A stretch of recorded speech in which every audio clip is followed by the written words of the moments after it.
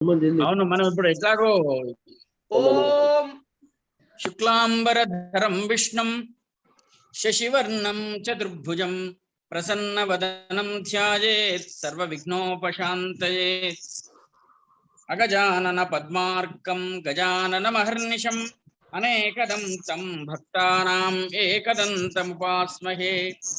శిష్టాం శస్త సమస్తమస్తకలస్తలన్యస్త్యాంజలి ప్రస్తుతాం అస్తవ్యస్త నిరస్తవాస్తవ గతిం ప్రస్తార విస్తారిణీం హస్తస్వస్తిక నిస్తులాభయకరీం కస్తూరికా చర్చితాం అస్తోక ప్రతిభా ప్రసక్త మహితాం సరస్వతీం భావయే. సభకు నమస్కారం. భారత భారతి అక్షరార్చన వాక్స్థలి సమూహం నిర్వహిస్తున్నటువంటి సుప్రసన్న సాహిత్య వివేచన 42వ భాగానికి పెద్దలందరినీ స్వాగతం తెలియజేస్తుంది భారత భారతి అక్షరార్చన వాక్స్థలి. ఈరోజు శివాభిసారిక దీర్ఘ కవిత పైన వ్యాఖ్యానం జరగాల్సి ఉండింది.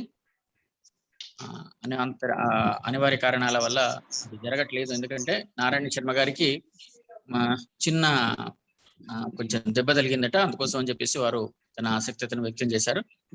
ఈరోజు మన అదృష్ట కొద్ది పెద్దలు గురుగారు సుప్రసన్నాచార్యుల వారు మనతో ఉన్నారు. వారు మనతో ముచ్చటిస్తారు. దానికంటే ముందు గిరిజామన్నవర్ బాబు గారు 2 మాటలు మాట్లాడి సుప్రసన్న గారిని ఆహ్వానించాల్సిందిగా ప్రార్థన. పెద్దలందరికీ నమస్కారం. మనము భారత భారతి అక్షరార్చన వాక్స్థలి సమూహం నుండి కొన్ని ప్రత్యేకమైన అంశాలను గురించి ఈ అంతర్జాల మాధ్యమంగా సమావేశాలు నిర్వహించాలని నిర్ణయించుకున్నప్పుడు ముందుగా మనకు దృష్టిలోకి వచ్చినటువంటి విషయం ఏమిటి అంటే ఆచార్య కోవెల సుప్రసన్నాచార్య గారి సాహిత్యాన్ని గురించి వీలైనంత వరకు సమగ్రమైనటువంటి అధ్యయనం చేస్తే బాగుంటుంది అనేటువంటి ఒక ఆలోచన మన అందరిలో రావటం వల్ల చాలా మంది పెద్దలను సంప్రదించాం. అందుబాటులో ఉన్న వాళ్ళందరూ కూడా అనేక అంశాలను గురించి కావ్య విమర్శకు సంబంధించి వారి ప్రాచీన ఆధునిక సాహిత్యాల పరివస్యను గురించి ఇట్లా కొన్ని ప్రత్యేకమైనటువంటి అంశాల మీద పెద్దలందరూ దాదాపుగా ఈ 40-50 వారాల నుండి తమ ప్రసంగాలను వినిపిస్తూ ఉన్నారు. సాధారణంగా వారి సాహిత్య సృష్టి ఎట్లా ఉంది అంటే తరగని నిధిలాగా, అంటే లోతులకు వెళ్ళే కొద్దీ కొత్త దృక్కోణాలను మనం తెలుసుకోగలిగే అవకాశాన్ని కలిగించేంత విస్తృతమైనటువంటి సాహిత్య పరిధి వారిది. అది విమర్శ రంగం కావచ్చు, సృజన రంగం కావచ్చు, ఏదైనా సరే వాటిల్లో వారు చూపించినటువంటి మార్గాలు. ఇప్పుడు మనం శివాభిసారిక దాదాపుగా అది చాలా చిన్న దీర్ఘ కవిత, కానీ దీర్ఘ కవితలో ఉపనిషత్ నేపథ్యం ఎట్లా ఉంది, ఆధునిక కవిత్వ అభివ్యక్తి ఎట్లా ఉంది, ఈ రెండింటినీ కూడా సమన్వయం చేసి, ఎందుకంటే ఏదైనా ఒక్క విషయంలో చెప్పగలిగే వాళ్ళు మనకు కనిపిస్తూ ఉండవచ్చు, కానీ అట్లా కాకుండా ప్రాచీన ఆధునిక విశేషాలను సమన్వయం చేసి చెప్పడం ఒక కవిత్వంలో సాధ్యమయ్యే విధంగా చేయడం అనేది చాలా ప్రతిభామూలకమైనటువంటి అంశం. అది అసామాన్యమైనటువంటి విషయమే. ఎందుకంటే సామాన్యంగా ఏదైనా ఒక్కదాన్ని గురించి చెప్పగలిగినటువంటి ప్రతిభ ఉండొచ్చు, లేదా రెండు కూడా సమకాలీనమైనటువంటి అంశాలో లేదా సమకాలీనమైనటువంటి భావనలో లేకపోతే సమదృష్టి కలిగినటువంటి విశేషాలను సమన్వయం చేసి చెప్పడం వేరు. కానీ ప్రాచీన సాహిత్యంలో ఆధునిక దృక్పథాన్ని జోడించి ఎట్లా మనం ప్రాచీన సాహిత్యాన్ని అధ్యయనం చేయాలి, మనకున్నటువంటి ఋషి పరంపర నుండి, సంప్రదాయ పరంపర నుండి, సనాతన ధర్మ పరంపర నుండి మనకు అందినటువంటి విశేషాలు ఎట్లా ఉన్నాయి అనేటువంటి వాటిని ఆధునికమైనటువంటి దృక్పథంతో జోడిస్తూ, ఆధునిక దృక్పథంతో ప్రాచీన సంప్రదాయాన్ని మనం ఎట్లా అధ్యయనం చేయాలి అనేటువంటి ఒక గొప్ప సమన్వయాన్ని మనకు వారు సాహిత్యంలో మనకు ప్రతిబింబింప చేయటం వల్ల దాని మీద ఎంత లోతైన విశ్లేషణ చేస్తే అన్ని విశేషాలు మనం అందుకొని కొత్త కొత్త కోణాలను ఆవిష్కరించుకునే అవకాశం ఉంది. కాబట్టి ఇంకా ఇప్పటి వరకు మనం కొంతవరకు మాత్రమే 50 వారాల దాకా వచ్చినా పూర్తి ఇంకా సమగ్రమైనటువంటి రీతిలో మనం పూర్తిగా అధ్యయనం చేయలేదు. ఇంతకుముందు మనం ఒకసారి మన మిత్రులందరూ ఈ విషయాలు మాట్లాడుకుంటున్నప్పుడు కొన్ని ప్రత్యేకమైనటువంటి అంశాలుగా విభజించి వారి సాహిత్యాన్ని మనం అధ్యయనం చేస్తే బాగుంటుంది అని మిత్రులు సూచించడం జరిగింది. వాటిని సేకరించి ఏ విధంగా మనం ఏ అంశాల మీద వారి సాహిత్య దృష్టిని ఎట్లా వారు ప్రతిబింబింపజేశారో మనము దాన్ని ఎట్లా సమన్వయించుకోవాలో, ఏ విధమైనటువంటి అధ్యయన పద్ధతులు మనం పాటించాలో, ఈ విషయాలన్నీ కూడా ఇంకా కొంతమంది మిత్రులు సంప్రదిస్తూనే ఉన్నాం. కొంతమందికి అవకాశాలు కుదరడం లేదు, ఇతరేతర కారణాలు కావచ్చు. కానీ అవకాశం ఉన్నంత వరకు దాదాపుగా అందరు మిత్రులు కూడా వీలైనంత వరకు తమ సమయాన్ని దీనికి ఎందుకంటే ముందుగా తాము కూడా కొంత హోంవర్క్ అంటాం, మనం అధ్యయనం చేయాలి ఇంట్లో. అది అదాటుగా చెప్పేటువంటి సాహిత్యం కాదు. కాబట్టి దాని నేపథ్యాన్ని గురించి కొంత అవగాహన తాను కలిగించుకొని మనకు చెప్పే ప్రయత్నం చేయాలి. కనుక ఆ ఆ దృక్కోణంతో దాన్ని అధ్యయనం చేయటానికి కొంత సమయం తీసుకున్న చాలామంది మిత్రులు తమ ఆలోచనలను మనతో పంచుకున్నారు. ఇంకా మునుముందు అనేక విశేషాలు మనం తెలుసుకునే అవకాశం ఉంది.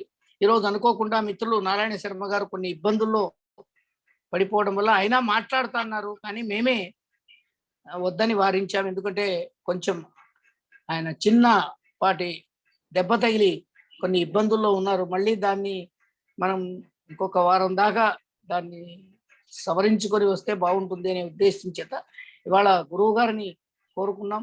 వారు మన మధ్యలో ఉన్నారు. ఇంకా ఏమైనా విశేషాలను వారు మనకు అందిస్తే మేము వాటిని అనుసరిస్తామని చెప్పి వారిని ఆహ్వానిస్తూ ఉన్నాం. వారు ప్రసంగించాల్సిందిగా కోరుకుంటున్నాం.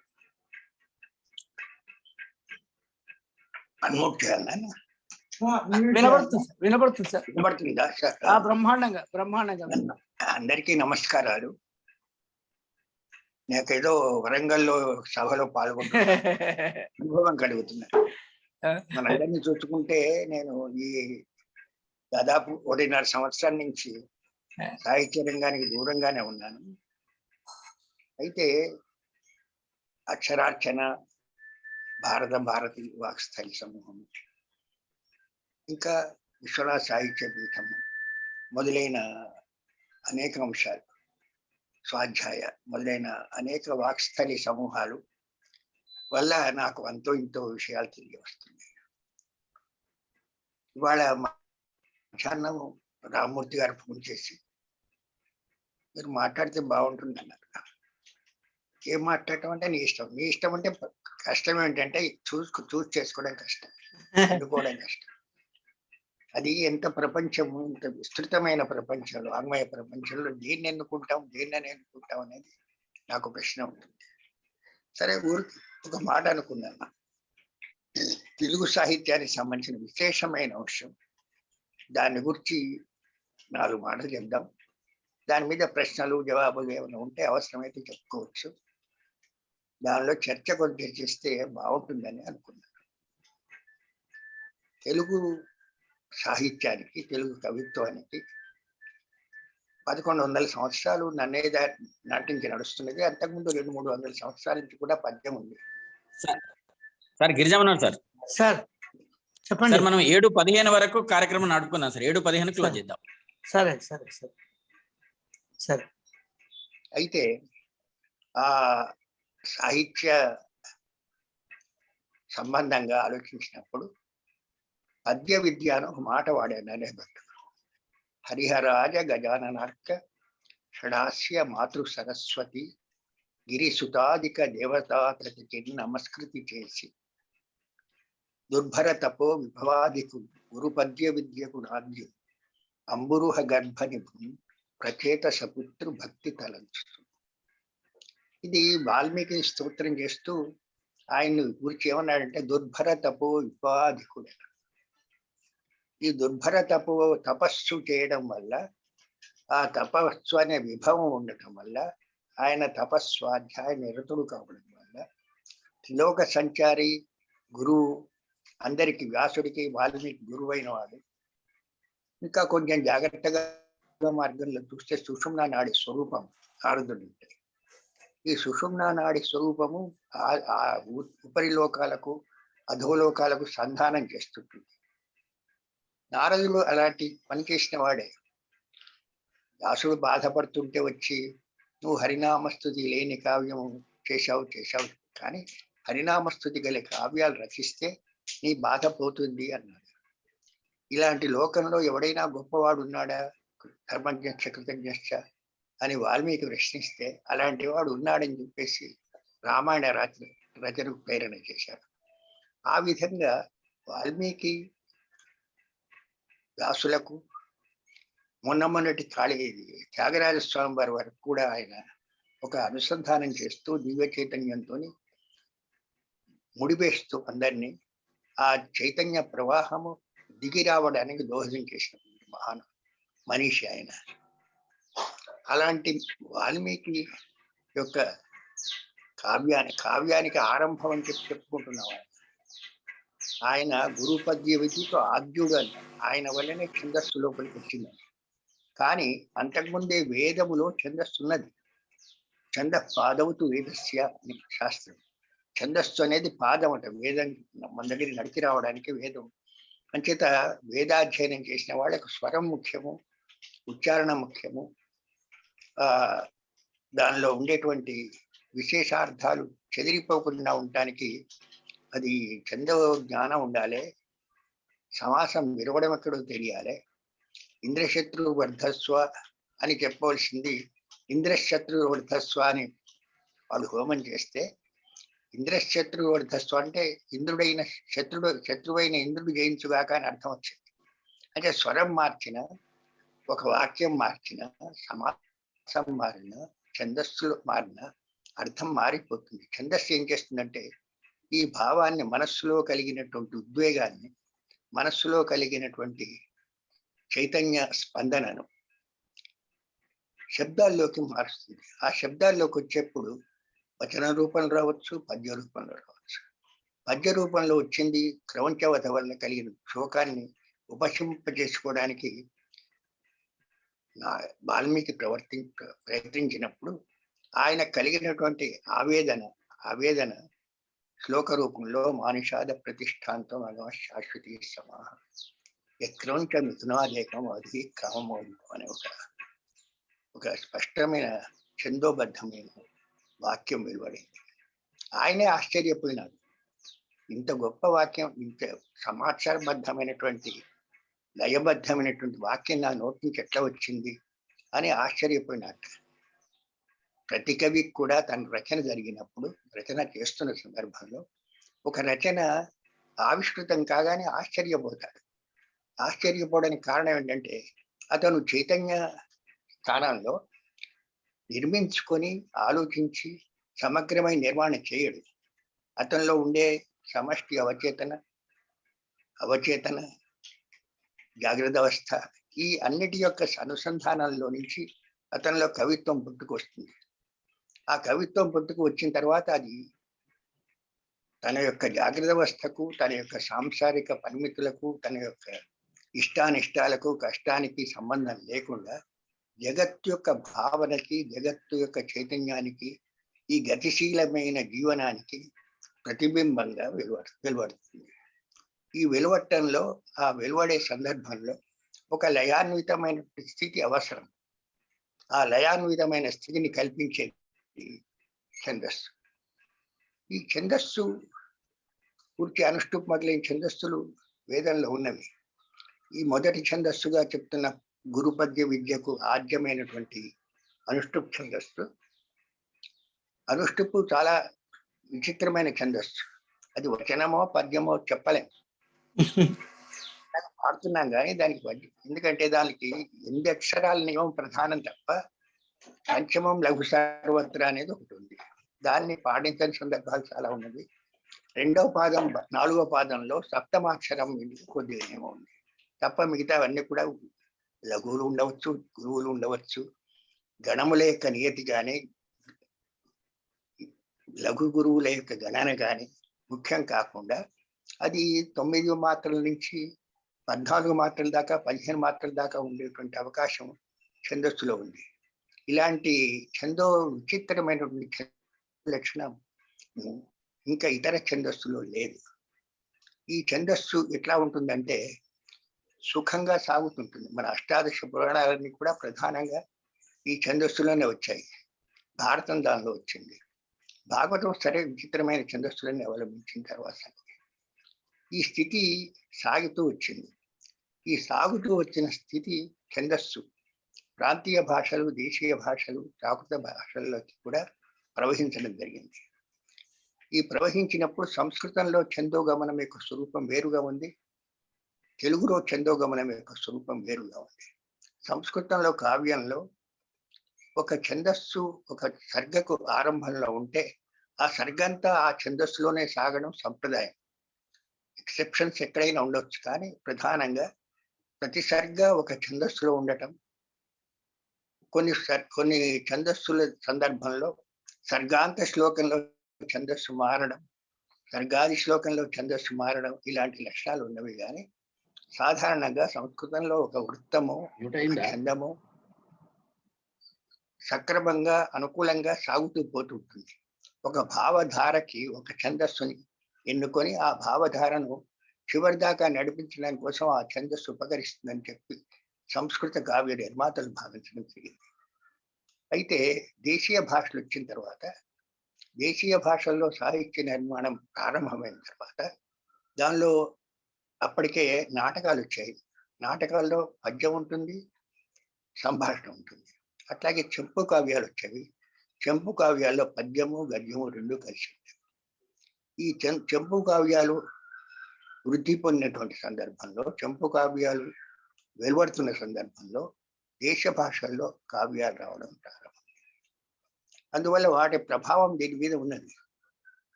ప్రభావం చేత ఇక్కడేమైంది, గద్యము పద్యము కలిసినటువంటి కావ్య రచన నిర్మాణం ప్రారంభమైంది. భారతం కానీ, భాగవతం కానీ, రామాయణం కానీ, ఇతర రచనలు కానీ తెలుగులో వచ్చిన కావ్యాలు చూస్తే అదే పద్ధతిలో ఉన్నది. కన్నడంలో కూడా పంపడి కాలంలో వచ్చినటువంటి వాటిలో మన ఛందో లక్షణం కలిగినటువంటి పద్యాలు కనిపిస్తవి. ఆ తర్వాత కొద్ది కాలం ఆ రచనా పద్ధతి సాగింది. కానీ 14వ శతాబ్దంలో షట్పది ఛందస్సుల్లోకి మొత్తం కావ్యం రచన చేయడం అనేది కన్నడంలో వచ్చేసింది. మాత్రా ఛందస్సులకు మారింది. ఇక ఉత్తర దేశంలో ఉండే కావ్యాలలో ఇంతో ఛందో వైవిధ్యం కానీ, ఛందో భేదాలు కానీ లేవు. ఉన్నది కొద్ది మాత్రా ఛందస్సులు ఉంటవి. ఆ మాత్రా ఛందస్సులు నడుపుకుంటూ పోవడం అనేది అక్కడ ఉండేటువంటి పద్ధతి. ఇక తమిళంలో ఎదురు ప్రాసలు ఉన్నవి. తమిళ కావ్యాల్లో ఇప్పటికీ పద్యాల రచన ఉంది. కన్నడంలో పద్య రచన తగ్గిపోయింది. మహాఛందస్సు అని ఒక స్వేచ్ఛా ఛందస్సుని కువెంపు లాంటి వాళ్ళు మా కావ్యాల్లో ఈ మధ్య వీరప్ప మొయిలి కూడా అదే పద్ధతిని అనుసరించడం. రామాయణ మహాన్వేషణాన్ని కావ్యం రాశారు వీరప్ప మొయిలి. కువెంపు రామాయణ దర్శన రాశారు. ఇక తెలుగులోకి వచ్చేసరికి మన గూడూరు శాసనం 10వ శతాబ్దం నాటికి వచ్చినటువంటి గూడూరు శాసనం దగ్గర నుంచి చూస్తే ఇవాటి వరకు 1000-1200 సంవత్సరాల దాకా ఒక విచిత్రమైన ఒక సంప్రదాయం నడుస్తూ వచ్చింది. ఆ విచిత్రమైన సంప్రదాయం ఏమిటంటే చెంపు రచన. చెంపు రచన లేనప్పుడు ఎట్లా ఉంటుందంటే ఎవరు చెప్పుకోవాలి, నేరుగా నిర్వచనోత్తర రామాయణం అని చెప్పుకోవాలి తప్ప, లేకపోతే కావ్యము చెంపు కావ్యం అనే అర్థం. ఈ కావ్య నిర్మాణంలో నన్నయ్య భట్టు నాటికే వచ్చింది, లేదా నన్నయ్య భట్టు నాడు తీర్చిదిద్దబడింది అయిన ఛందో పద్ధతి, ఛందస్ సంచారం, సంక్రమణం. ఇది తెలుగు కావ్యాల్లో అనుసరింపబడుతూ వచ్చింది, వస్తున్నది. ఇవాటికి కూడా పద్యాలను ఏదో నడుములు విరగొడతామనే వాళ్ళు అంటున్నారు. వాళ్ళ నడుములే విరుగుతామేమో కానీ పద్యం నడుము విరగడం లేదు. ఇవాళ కూడా చాలా మంచి పద్యం రాసేవాళ్ళు 1000 మంది పైన భాషలో తెలుగు సాహిత్యంలో తెలుగు ప్రాంతాల్లో కనిపిస్తున్నారు.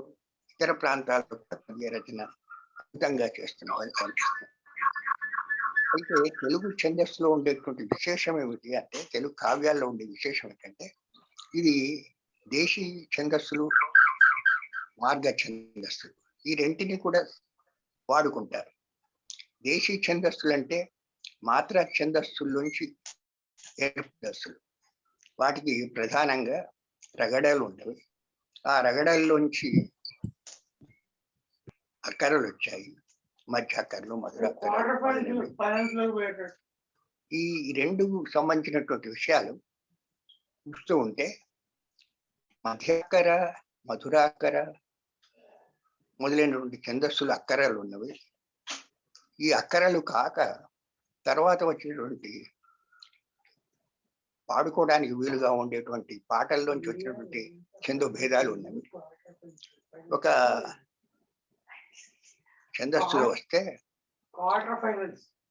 ఈ రగడల్లో మధ్యాక్కరలో 2 ఇంద్రగణాలు ఒక సూర్యగణము, 2 ఇంద్రగణాలు ఒక సూర్యగణం ఉంటే, 3 ఇంద్రగణాలు ఒక సూర్యగణం, 3 ఇంద్రగణాలు ఒక సూర్యగణం ఉంటే అప్పుడు ఏమవుతుందంటే అది ద్విపద ఇదవుతుంది, ద్విపద అవుతుంది. అది డబుల్ అయినప్పుడు దాని యొక్క రూపం మారిపోతుంది. ఈ రకమైనటువంటి మార్పు అంటే మూడు ఇంద్రగణాలు ఒక సూర్యగణం, 3 ఇంద్రగణాలు ఒక సూర్యగణం అంటే 2 కలిస్తే 6 ఇంద్రగణాలు 2 సూర్యగణాలు. ఈ 6 ఇంద్రగణాలు ఒక 2 సూర్యగణాలు కలిపితే ఇది శీసపద్య భాగం అవుతుంది. అంటే మధ్యాక్కర నుంచి ద్విపదకు వచ్చి ద్విపదల 2 పాదాల్లో ఉండే ఛందోగణముల యొక్క ప్రస్తారంలో కొంచెం మార్పు చేస్తే శీసపద్యం యొక్క పాదం ఏర్పడుతున్నది. అంటే శీసపద్యంలో ఇంద్రగణాలు 4, తర్వాత 2 ఇంద్రగణాలు, 2 సూర్యగణాలు ఉంటే ఈ వీటి వల్ల ఏర్పడేటువంటి ఇదంతా కూడా ఖండగతి రగడకు సంబంధించిన నడక, పాడుకోవడానికి వీలుగా ఖండగతికి సంబంధించిన రచన అవుతుంది. ఇది ఒక పద్ధతి. ఖండగతి కాక తెలుగు ఛందస్సులో త్రిశ్రగతి, చతురస్రగతి, మిశ్రగతి, సంకీర్ణగతి, ఇంకా 4 గతులు ఉన్నవి. ఈ 4 గతుల్లో కూడా ముత్యాల స్వరం దగ్గరికి వచ్చేసరికి 3-4 మాత్రల యొక్క కలయిక చేత త్రిశ్రగతి, చతురస్రగతి యొక్క కలయిక చేత ముత్యాల స్వరం ఏర్పడుతున్నది. అది 4-5 మాత్రలు చేస్తే సంకీర్ణ గతులు. ఇది ఒక విలక్షణమైనటువంటి పద్ధతి. ఇప్పుడు గీతము సంగతి చెప్పుకున్నాం. గీతంలో పాడుకోవడానికి వీలైన పద్ధతి ఉంది. అందువల్లనే శ్రీనాథుడు మొదలైన వాళ్ళు గీత పద్యాన్ని చాలా అద్భుతమైనటువంటి నడకతో తీర్చిదిద్దడం జరిగింది. శ్రీనాథుడి ముందు శీతపద్యం అంటే ఇతిహాసాల్లో కథనం కోసం పాడబడింది తప్ప దానికి విశేషమైనటువంటి ప్రాచుర్యం లేదు, ఇంకో రకంగా ప్రాచుర్యం లేదు. కథనం కోసం పాడటం వల్ల దానిలో ఉండే సంగీతం బయటికి రాలేదు. తర్వాత కాలంలో వచ్చినటువంటి దీనిలో శ్రీనాథుడు, తర్వాత అల్లసాని పెద్దన, రామరాజభూషణుడు మొదలైన వాళ్ళు ఆ పద్యానికి ఒక స్వర్ణ గోపురంలాగా సంగీతాన్ని ఏర్పరిచి చలనా జన అంగ వలన వసదనంగ తులనాధిక భంగ ప్రసంగం మందార మకరంద మాధుర్యమున వేలు మధుపంపు ఇలా పద్యాన్ని చాలా అందంగా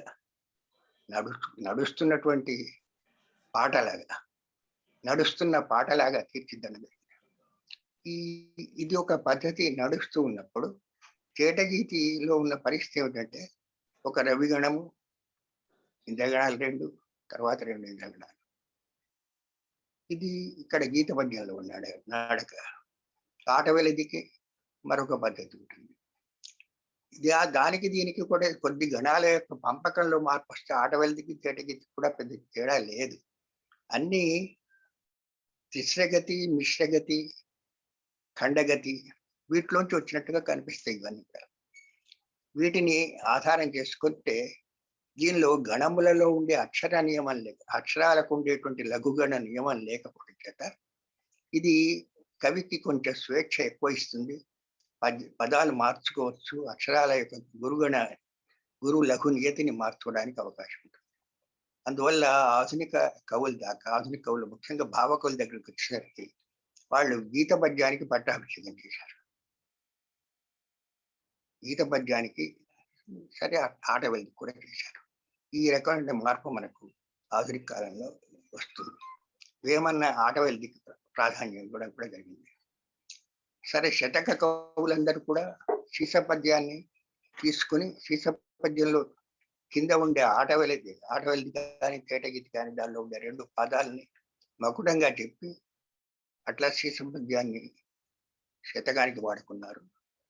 భూషణ వికాస శ్రీ ధర్మపుర నివాస దుష్ట సంహార నరసింహ దురిత దూర మొదలైన శతకాలు వేణుగోపాల శతకం.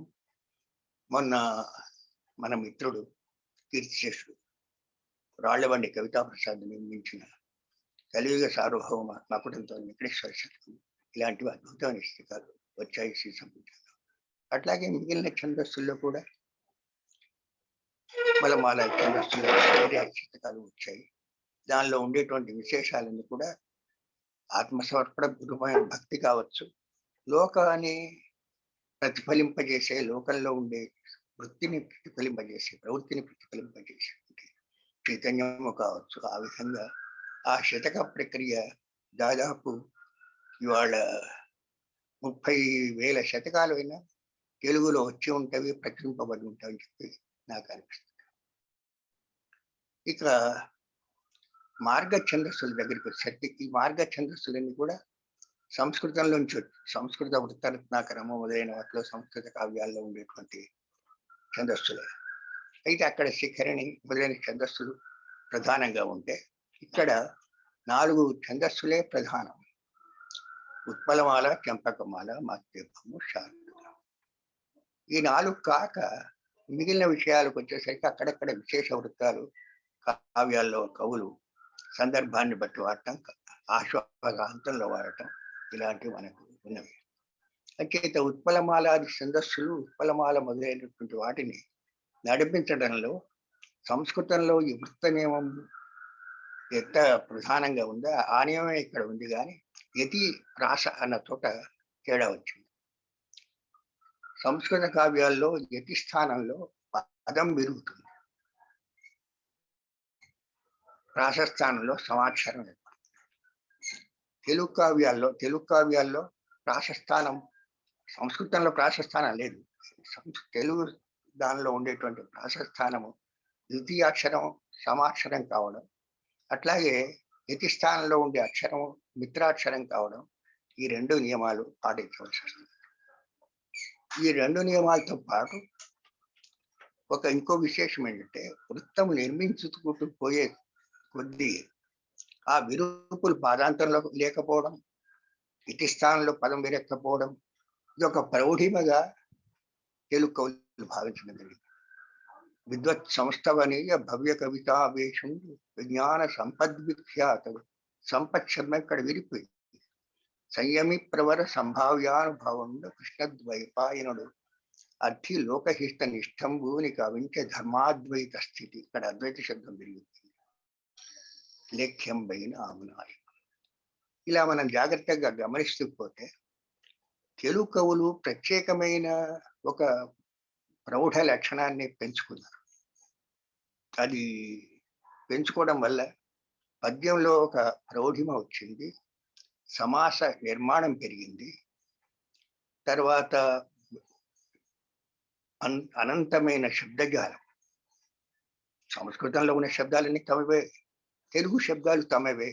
ఈ శబ్దాలన్నీ కలిసి మహాశబ్దం భూరాశిని నిర్మించి ఈ కావ్య నిర్మాణం చేయడంలో ఈ ఛందో భాగాన్ని నిర్మించడం జరిగింది. దీనిలో ఉండే విశేషం ఏంటంటే, ఉత్పలమాలలో చివరి 2-3 అక్షరాలు తొలగిస్తే అది మధ్యాకరం అవుతుంది. అంటే అలాంటి వివిధ కూడా దేశీ ఛందస్సులు, మార్గ ఛందస్సులు ఒకటి కలిసిపోవడం కూడా మనకు కనిపిస్తుంది. కవుల యొక్క ప్రౌఢిమ అలాంటి స్థితి వచ్చింది.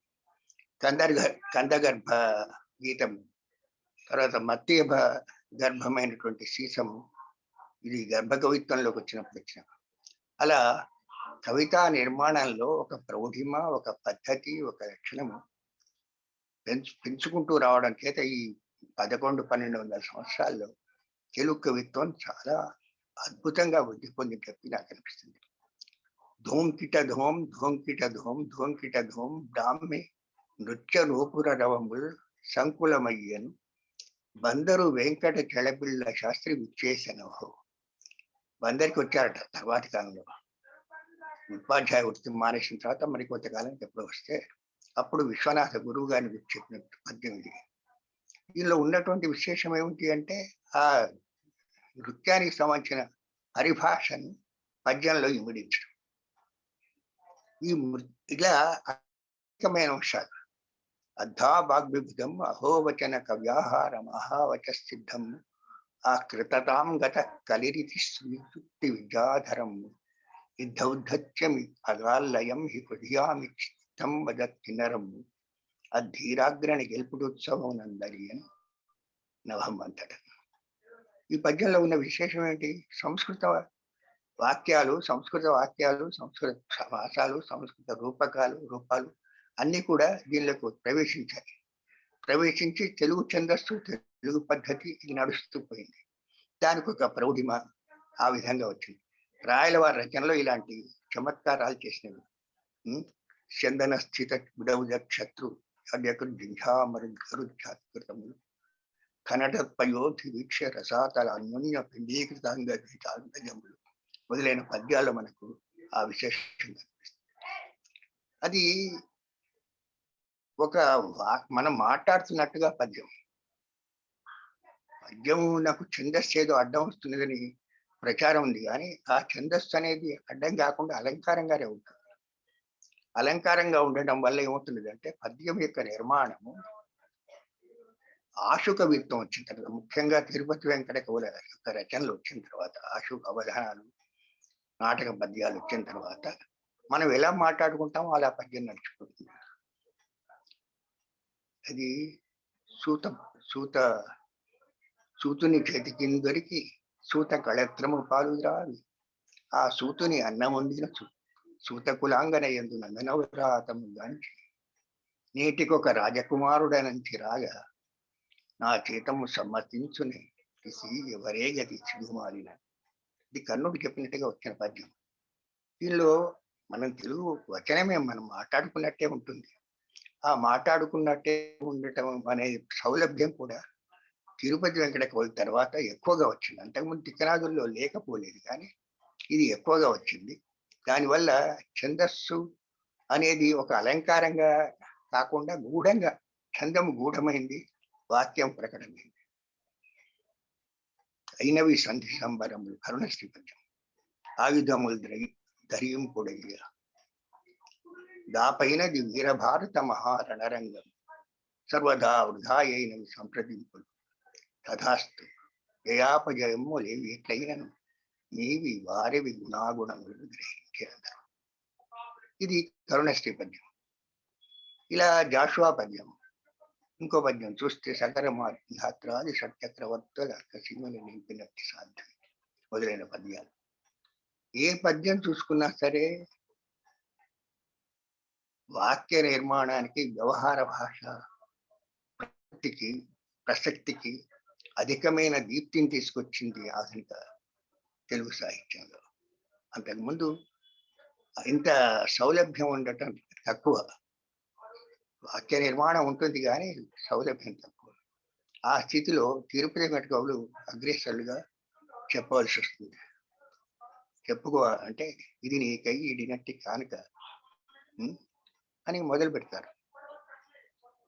ఇక్కడ కూర్చున్నాను నేను, శ్రీ కళ్యాణ పరంపరలు కలుగుతాను సిద్ధించుతని కొర్పులు అస్తోకం వాయు విసంగుతని రుచిరమై తోకంబు వర్ధిల్లుతని మీకు నిరువురకు సుస్నేహంబుతో పాటు లక్ష్మీకాంతాహ్వయ వెంకటేశ్వర తల్లి చెల్వారుతను సంపద.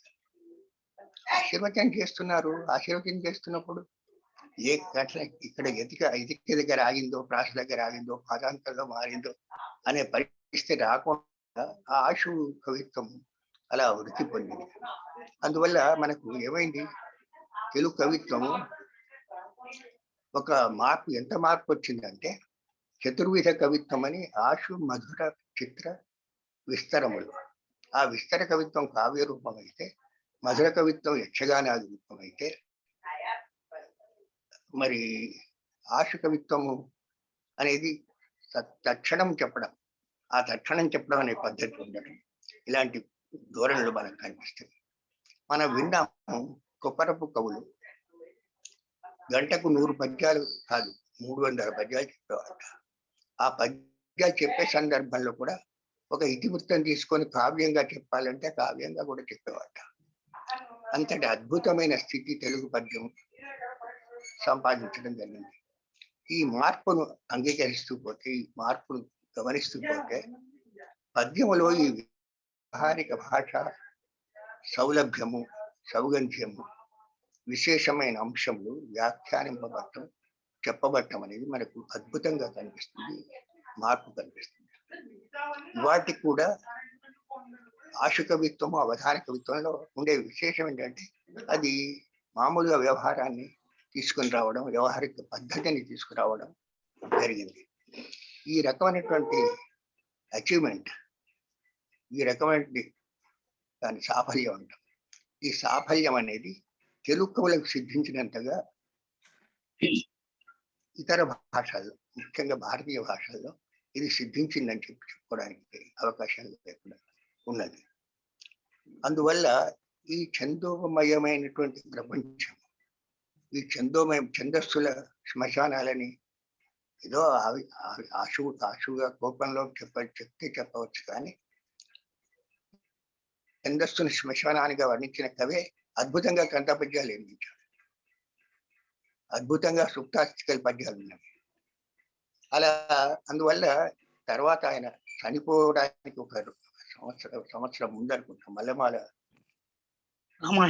కవి గారి ఇంట్లో, మల్లెమారి వారి ఇంట్లో వివాహం అయితే పద్యాల్లో ఆశీర్వచనించాడు. ఇది ఒక విశేషమైన విషయం. మనకు పద్య నిర్మాణము, పద్య పద్ధతి ఒక అభ్యాసంగా పూర్వము ఉండేది.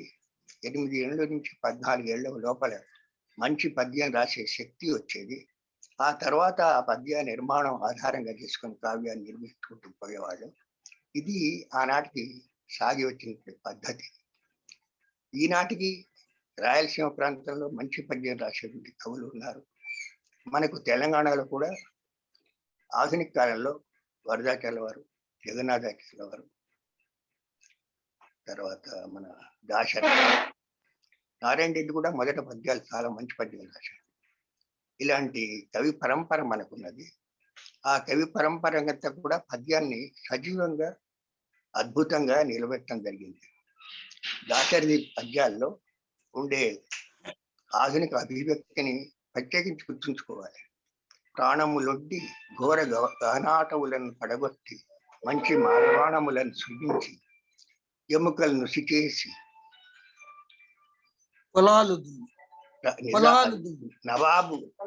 నవాబు భూషాణము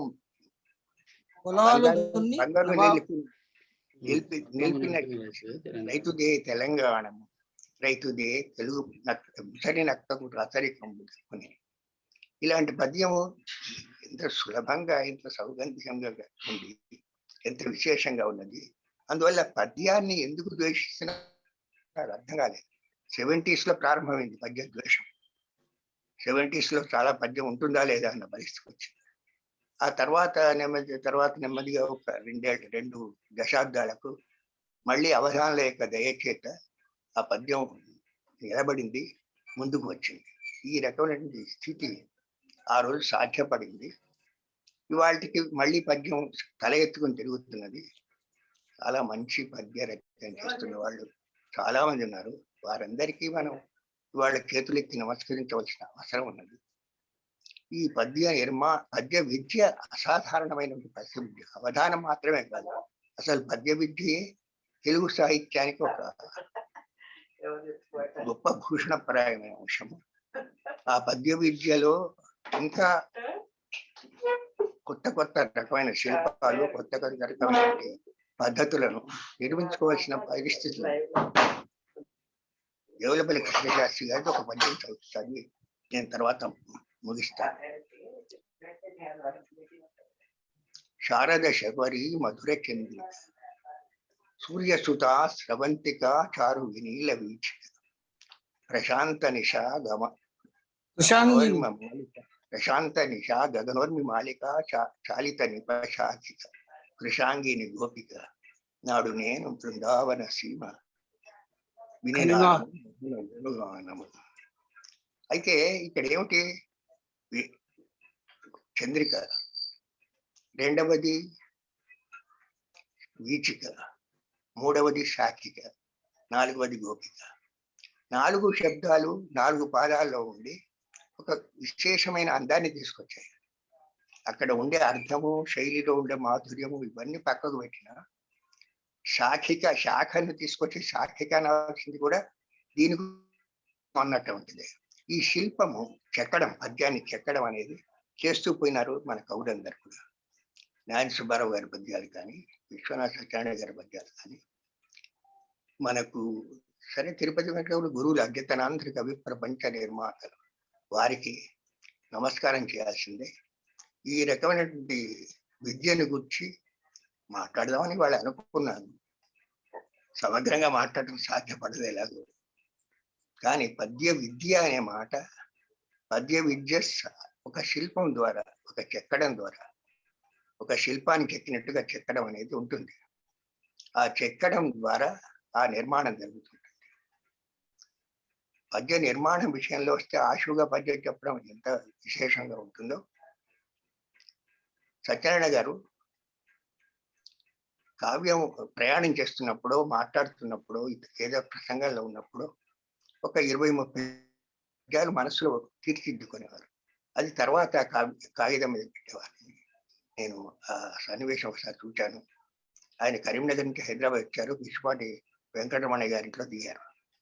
దిగిన తర్వాత కాగితం తెప్పించి ఆయన కల్పవృక్షాల యుద్ధకాండలో భాష విమోచనం అనే చట్టాన్ని ఆయన డిక్టేట్ చేశారు. అప్పుడు ఎవరు రాశారు. అంచేత పద్య నిర్మాణం అంత హాయిగా, అంత మనస్సులో కల్పించుకోవడం, అన్ని 30 పద్యాలంటే ఎంత విస్తృతమైన నిర్మాణం అవుతుంటుంది. అలాంటి నిర్మాణం చేయడం అనేది జరిగింది. ఇలాంటి అరుదైన సన్నివేశాలు, అరుదైన వ్యవహారాలు నడుస్తాయి. ఈ పద్య శిల్పం అనేది ఒక్కొక్కళ్ళు ఒక పద్ధతులు చేశారు. మనకు ప్రాచీన కవుల్లో పద్యాన్ని నిర్మించడంలో 10 మంది కవులైనా ఉంటారు. శిల్ప మార్గంలో పద్యాన్ని నిర్మించిన వాళ్ళు. ఆధునిక కవుల్లో కూడా 10 మంది 15 మంది పద్య నిర్మాణంలో తమ శిల్పాన్ని పాటించిన వాళ్ళు ఉంటారు. వీరందరికీ నమస్కారాలు చేయడం, వారి మార్గంలో నడవడం మనం చేయాల్సిన పనిగా నేను భావిస్తున్నాను. మీరు కొనసాగించేందుకు కొంచెంసేపు మనం ముచ్చరించుకుందాం. ఒకళ్ళని ఒకరితో ఒకళ్ళని మాట్లాడుకుంటూ సంభాషణ చేసుకుంటూ ముచ్చరించుకుందాం టైం ఉన్నంత వరకు అని నేను నా యొక్క ఉపన్యాసం అనాలా, దీన్ని ప్రసంగం అనాలి. ప్రసంగం అంటేనే బాగుంది. ప్రకృష్టమైన సంఘం కాబట్టి ప్రసంగం. ఈ ప్రసంగాన్ని పూర్తి చేస్తూ తర్వాత మీకు విడిచిపెడుతున్నాను. మాన్యులు ఆచార్య కోవెల సుప్రసన్నాచార్య గారు పద్యము యొక్క చిరంజీవిత్వానికి మౌలికమైనటువంటి కారణాలను గురించి నన్నయ్య నుండి కృష్ణశాస్త్రి గారి వరకు కూడా విశ్లేషిస్తూ వచ్చారు. ఇవాళ వచ్చిన మిత్రుల్లో సమగ్రమైనటువంటి ఛందశాస్త్రం మీద, సాహిత్యం మీద అవగాహన, అధికారం ఉన్నటువంటి గండ్ర లక్ష్మణరావు గారు కూడా ఉన్నారు. ఈ విషయంలో వారు తమ అభిప్రాయాల్ని మనతో పంచుకుంటే బాగుంటుంది అని వారిని ఆహ్వానిస్తారు. సార్, మనకు ఇంకో 10 నిమిషాలు టైం ఉంది సార్. అందరికీ నమస్కారం. పెద్దలు నమస్కారం. కోవెల ప్రసన్నాచార్యులు గారు, అనుకోకుండా ఇవాళ నేను శివాభిసారిక ఏదో శర్మ గారు మాట్లాడతారు విందామని కూర్చున్నందుకు మంచి ప్రసంగం విన్నా. ఛందస్సు పుట్టుక నుంచి మానిషాద దగ్గర నుంచి చెప్పుకుంటూ వచ్చినారు వారు.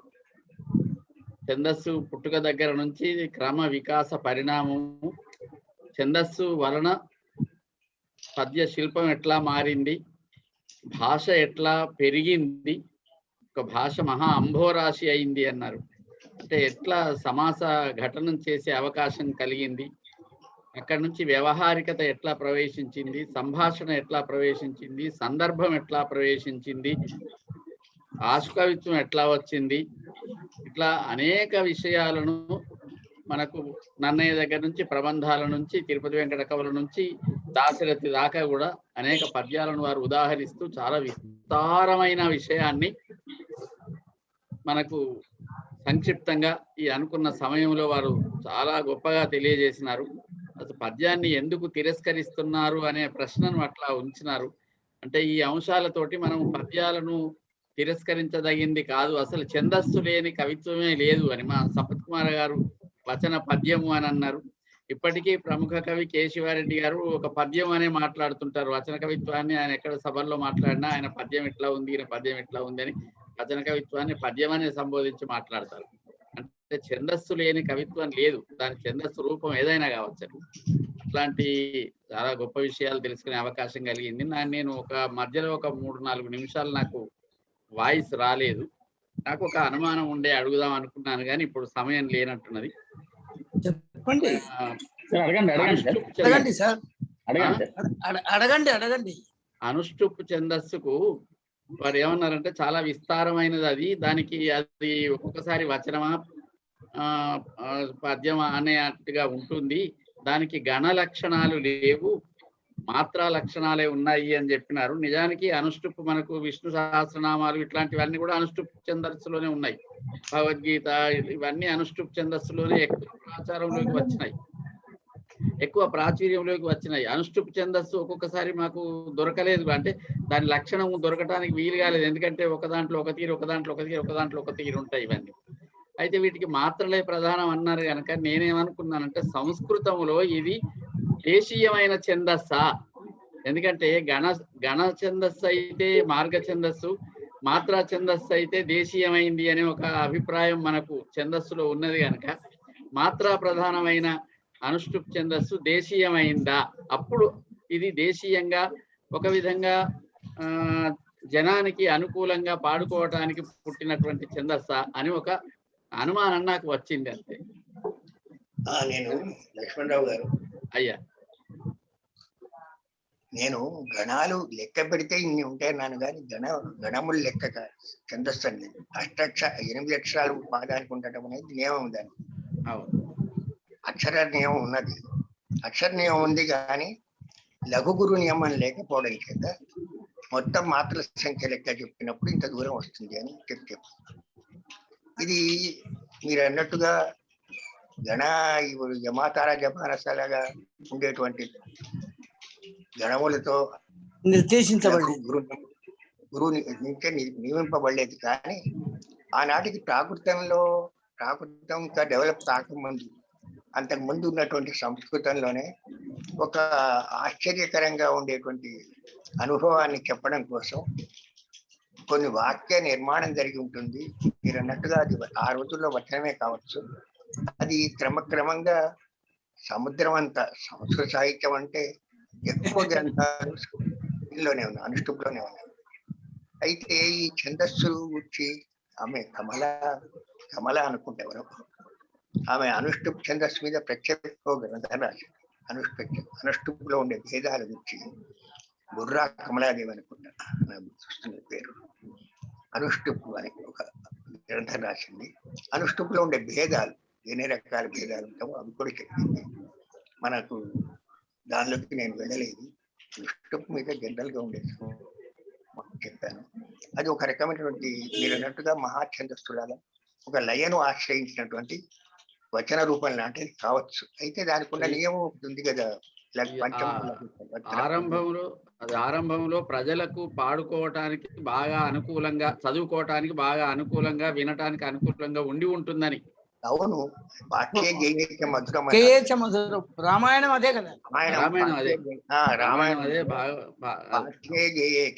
పాడినా వినడానికి, చదువుకోవడానికి కూడా అనుకూలంగా ఉంటుంది అనడం చేత అది చాలా విస్తారమైనటువంటి వ్యాప్తిలో ఉన్నటువంటి ఛందస్సులాగా కనపడుతున్నారు చూస్తే. గురువు గారు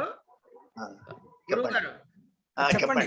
ఇప్పుడు ఈ అనుష్టుప్ అనేది 8 అక్షరాలు పాదముగా ఉన్నటువంటి దానికి అనుష్టుప్ అని పేరు. అందులో రకరకాలు ఉన్నాయి. శ్లోకము 1, అట్లాగే విద్యున్మాలలో అన్ని సర్వగురువులే ఉండాలి అనే నియమం ఉంది. విద్యున్మాల అనుష్ఠుపులో ఉన్న దానిలో మామూలు నిత్యకృత్యంలో మనం చదివే శ్లోకంలో బేసి గణములలో చివరన 3 గురువులే ఉండాలి. సరి సంఖ్య సరిపాదములలో గురువు లఘువు గురువు ఉండాలి, చివరి 3 అక్షరాలు. 5వ అక్షరం ఎప్పుడూ కూడాను అది దాన్ని ఏమంటారు లఘువే ఉండాలి అని ఒక నియమంతో చెప్తారుగా. ఈ నియమం అన్ని సరిపోతున్నాయి కదా రామాయణంలో సర్వ శ్లోకాలకి. అట్లా కాదండి, ఇప్పుడు పంచమములకు సర్వత్రా అనేది వర్తిస్తుంది, అట్లాగే వర్తిస్తుంది. కానీ సప్తమం గురువు అని చెప్పి కూడా సప్తమం కూడా దేనికంటే సరిపాదాలకి సరిపాదాల్లో సప్తమం లఘువు.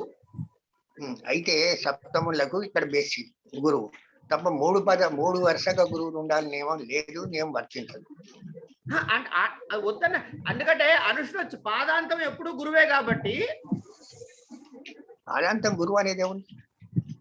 పరిత్యజ్య సర్వధర్మాన్ పరిత్యజ్య, అది గురువుగా పరిగణిస్తారు కదా. ఈ గురువు పరిగణించడం వేరు, గురువుగా ఉండాలని నియమం వేరు. ఇప్పుడు పాదాంతాన్ని వృత్తాల్లోకి వచ్చినప్పుడు పాదాంతాన్ని గురువుగా పరిణమించడం ఉంది, కానీ అనుష్ఠుపులో పరిగణించవలసిన అవసరం లేదు. కొన్ని చోట్ల 9 ఉన్నట్టు నేను గమనించిన, అంటే 8 కొన్ని చోట్ల, ఎక్కడో చోట పాదాతిక్రమణము అక్షర వర్ణాతిక్రమణం ఉంటుంది.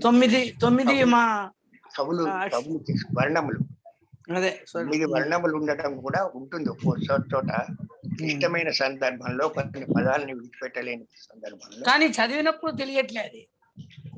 ఉంటుందండి, తెలుస్తుంది. చదివినప్పుడు తెలియకపోవడానికి దాని లయ కారణం. అదే లయ చాలా ముఖ్యము. ఆ లయ ద్వారా వస్తుంది. సందృష్ట్వా శత్రుహంతానం మహర్షీణాం సుఖావహం బభూవ హృష్టా వైదేహి భర్తారం పరిషస్వజే. ఈ శ్లోకం ఎంత సుఖంగా ఉంది, ఆమె ఎంత సంతోషపడింది. ఆయన గాయాలతో ఉన్నటువంటి రాముణ్ణి పోయి కౌగులించుకున్నదట స్వయంగా. వాల్మీకి శ్లోకం చెప్తున్నారు. ఆ రకంగా చంద్ర కరస్పర్శ హర్షోన్మీలిత తారక అహో రాఘవతి సంఖ్య యహాతి స్వయంబరు. ఇలాంటి శ్లోకాల్లో అలంకారం ఉంది, వృత్తి ఉంది, కవిత్వం ఉన్నది, అన్నీ ఉన్నాయి. అయితే అందువల్లనే వాల్మీకి తర్వాతనే మంద కవేశ ప్రార్థి అని వాల్మీకి కాళిదాసు నేను వాల్మీకితో సమానం ఎప్పుడు కాలేను అని మాట అంటారు. కవి యశస్సు కోరుకుంటున్నాను, మందుని నేను అంటాను. ఆ రకమైన పరిస్థితి అక్కడ మనకు స్పష్టంగా కనబడుతుంది. చెప్పండి సార్ ధన్యవాదాలు. ఇప్పుడు అంటే మన టైం అయిపోయింది, 7:25 అయిపోయింది సార్. కొంచెం వేరే కార్యక్రమం ఉన్నట్టుంది కృష్ణ గారికి. సార్ చాలా బాగుంది సార్. అసలు ఇవాళ బహుశా మౌలికమైన విషయాలు తెలుసు. నేను అనుకోకుండా కూర్చున్న ఊరికే కొంచెం ఇవాళ విశ్రాంతి దొరికింది. చాలా మంచి ప్రసంగం విన్నాను సార్, చాలా అదృష్టం. మా చిన్నాయన గారికి అంకితం చేస్తాను. ఎందుకంటే ఛందస్సు అంటే ఈ దేశంలో ఆయనే ఛందస్సు అంటే సంపత్కుమారాచారి గారు, ఆయనకు అంకితం చేస్తూ అది సంతోషం కలిగించే విషయం. సరే, చాలా ధన్యవాదాలు సార్. మాకు అనుకోకుండా కూడా మాకు మంచి చక్కటి విషయాలు అందజేశారు. బహుశా అనుకుంటా ఇట్లాంటి అవకాశాలు ఇంకా మేము తీసుకోగలుగుతామని, మీరు మాకు అట్లాంటి అవకాశం ఇవ్వాలని, ఇట్లాంటి విషయాలు మీ చేత వినాలని చెప్పేసి నాకైతే వరంగల్లో నేను కూర్చొని మాట్లాడుతున్నాను మన ఫ్రెండ్స్ తో. చాలా సంతోషం సార్. నాలాంటి వాడికి నాకైతే అట్లాంటి కోరిక చాలా ఉంది సార్, ఇట్లాంటి విషయాలు వినాలనేటువంటిది. బహుశా నేను అనుకుంటే సార్, మా రామూర్తి గారు కానీ, మా గురువు గారు గిరిజమన గారు కానీ, గడలక్ష్మణరావు గారు కానీ పద్యం చిరజీవి అనేటువంటి ఒక టైటిల్ తో ఒక మంచి వ్యాసం రాస్తే బాగుంటుందేమో అనేటువంటిది నా కోరిక. ఎందాక సార్ మాట వింటూ అక్షరాలలో పెడితే అదే వ్యాసమే. వేరే ఇంకేం అంతే.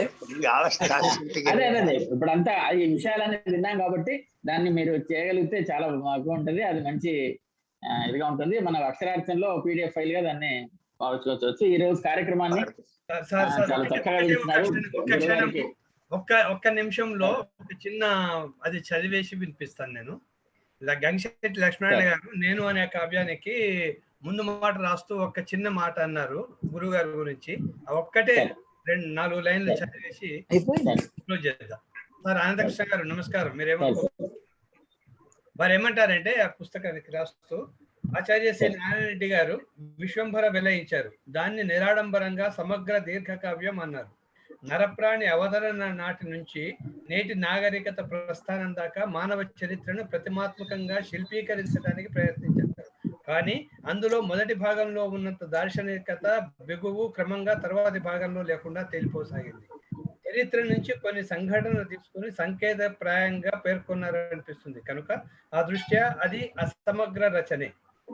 ఆ అసమగ్ర తత్వాన్ని సమగ్రతత్వంగా మార్చింది ఆచార్య కోవెల సుప్రసన్న గారి సాంప్రదాయం. సమగ్ర మానవ సాధన ప్రగతి ప్రస్థాన ఇతిహాసం ప్రధాన వస్తువు. దురదృష్టం కొద్దీ ఈ ఉదాత్త సమగ్ర దీర్ఘకావ్యానికి అచ్చమైన నవేతిహాసానికి తెలుగునాట తగినంత ప్రచారం రాలేదు. ఒక రచనకు తగిన ప్రచారం రావటానికి రాకపోవటానికి కారణాలు అనేక రకాలుగా ఉంటాయనే సత్యం సాహిత్య విధులందరికీ తెలిసిందే అంటారు. అలాంటి సాహిత్యాన్ని నమస్కరిస్తూ నాకు సెలవు. ధన్యవాదాలు సార్. ఈ రోజు కార్యక్రమాన్ని మనం శ్రీకృష్ణ స్థుతితో ముగించుకుందాం సార్. ఈ రోజు కార్యక్రమం మంచి విషయాలను చెప్పినటువంటి గురుగారు సుప్రసన్న గారి పాదపద్మాలకు నమస్కరిస్తూ కృష్ణ స్థుతి. కలడేమి కనిపించడేమని మహాగర్వాన సర్వజ్ఞత విలముందూరు మనుష్య మూషక మనో విజ్ఞానమే పాటి గోకుల ధూళి కణకోణమే కణకోనలేశమగునొక్కో వీని రక్షింపగా తలమే బ్రహ్మకునైన జ్ఞానలవమేదన్ గోపికా వల్లభ.